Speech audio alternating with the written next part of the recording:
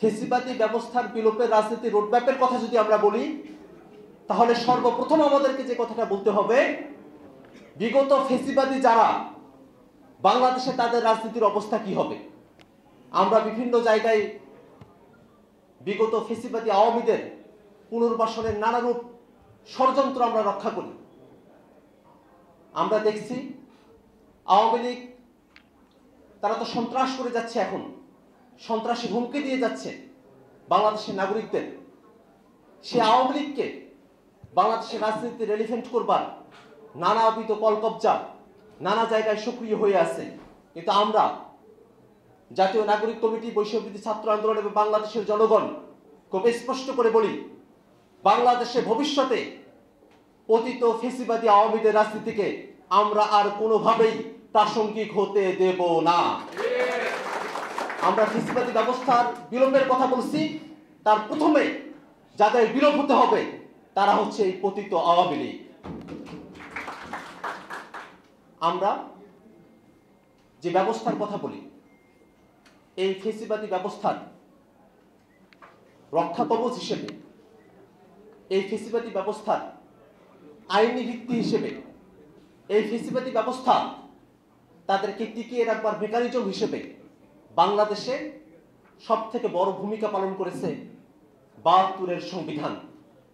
অতএব বাংলাদেশকে যদি ফেসিবাদ থেকে মুক্ত করতে হয়, বাংলাদেশের শাসনতন্ত্র, বাংলাদেশের সংবিধান বর্তমানে যা আছে, এই সংবিধান দিয়ে ফেসিবাদী ব্যবস্থার বিলোপ করা সম্ভব নয়।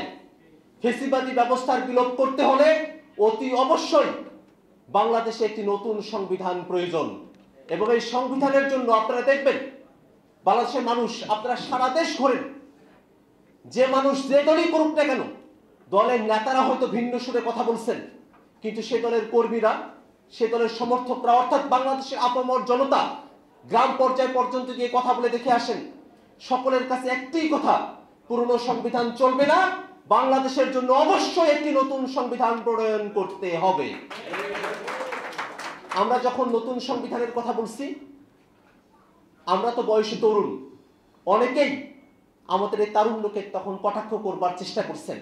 কিন্তু আমরা স্পষ্ট করে বলি, তরুণরা এই সংবিধান কিভাবে তৈরি হবে তার একটি রোডম্যাপ হাজির করেছে, কিন্তু বিদ্যমান রাজনৈতিক দলগুলো এখনো পর্যন্ত বাংলাদেশের সংবিধান কিভাবে সংস্কার হবে, কতটুকু সংস্কার হবে, কি হবে, তার কোনো রোডম্যাপ এখন পর্যন্ত হাজির করতে পারে নাই।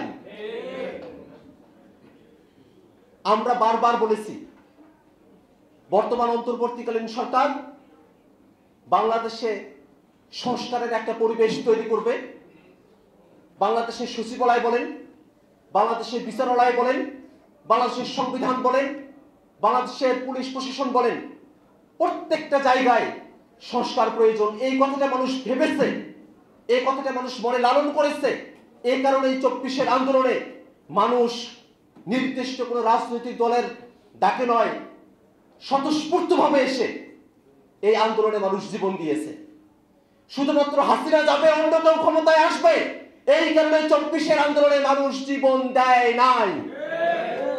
অবশ্যই বাংলাদেশে গণতান্ত্রিক রাজনীতি থাকতে হবে, বহুদলীয় রাজনীতি চলবে, কিন্তু অবশ্যই সেই রাজনীতিকে একটা নয়া ব্যবস্থার মধ্য দিয়ে, একটা নয়া বন্দোবস্তের মধ্য দিয়ে সেই রাজনীতিকে পরিচালিত হতে হবে।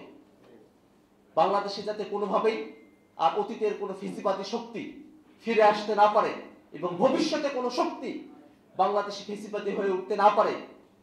যেভাবে অতীতে আসাদ জীবন দিয়েছেন, নূর হোসেন জীবন দিয়েছেন, আবু সাইদরা জীবন দিয়েছেন, তেমন করে নতুন কাউকে আর জীবন দিতে না হয়, তেমন একটা ব্যবস্থা তৈরির দায় বাংলাদেশের বর্তমান সরকারের আছে। অতএব সরকারকেও আমরা বলবো, শুধুমাত্র রাজনৈতিক দলগুলোর হুমকি ধামকিতে সংস্কারের পরিবেশ তৈরি না করে, সংস্কারের সূচনা না করে, সংস্কার যে চলছে সংস্কারের একটা বাস্তব রূপায়ণ না করে আপনারা ক্ষমতা ছেড়ে দিয়ে চলে যাবেন, এমন যদি হয় আপনারা হয়তো চলে যেতে পারেন, কিন্তু বাংলাদেশের জনগণ, বাংলাদেশের ছাত্ররা নতুন কাউকে নিয়ে আসবে যারা বাংলাদেশের জন্য সংস্কারের পরিবেশ তৈরি করবে, সংস্কারকে বাস্তবে রূপায়ণ করে চলে যাবে। আমরা স্পষ্ট করে বলি, সংস্কারের কথা, এবং এই সংস্কার শুধু কথার মধ্যে নয়, এটার বাস্তব রূপায়ণ করে যাওয়ার দায়িত্ব অন্তর্বর্তীকালীন সরকারের। আমরা শুনি যে অন্তর্বর্তীকালীন সরকার তাদেরকে কে ম্যান্ডেট দিয়েছে সংস্কার করবার।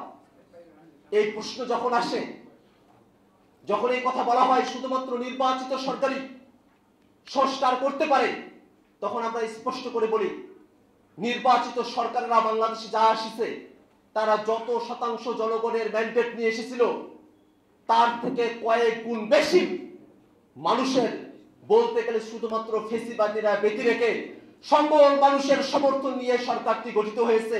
অতএব এই সরকারের সংস্কারের ম্যান্ডেট আছে কিনা সে প্রশ্ন করার আগে নিজেদের ভাবা দরকার, নিজেরা যখন ক্ষমতায় এসেছিলাম তখন কত শতাংশ মানুষের সমর্থন নিয়ে আমরা ক্ষমতায় এসেছিলাম। আমরা স্পষ্ট করে বলি, অতএব অন্তর্বর্তীকালীন সরকার সংস্কারের প্রস্তাবনা হাজির করবে, সেগুলো নিয়ে ডিবেট হবে, সেই সংস্কারের প্রস্তাবনাগুলো কনক্রিট হবে, সেগুলোকে বাস্তবায়নের রূপায়ণটা তৈরি হবে। তারপরে নির্বাচিত সরকার এসে সেই সংস্কারের যে বাস্তবতা, তার যে রূপায়ণ, সেটাকে শুধুমাত্র কন্টিনিউ করে নিয়ে যাবে, তারাই সে সংস্কার করবে। এই অপেক্ষায় বাংলাদেশের মানুষ বসে নাই। বাংলাদেশের মানুষ নতুন এক বাংলাদেশ প্রত্যাশা করে, যে বাংলাদেশে আর কোনোভাবেই ফেসিবাদ ফিরে আসবে না, যে বাংলাদেশে সত্যিকার অর্থে যে বাংলাদেশ টু, যে কথাটা বাংলাদেশের ছাত্ররা সারা শহরের দেয়ালে দেয়ালে গ্রাফিতিতে এঁকেছে, সেই বাংলাদেশ আসলেই বাস্তবতার রূপ নেবে এমন প্রত্যাশায় আজকের আমাদের এই অনুষ্ঠানে আপনারা যারা আলোচনা সভায় এসেছেন তাদের সকলকে ধন্যবাদ জানিয়ে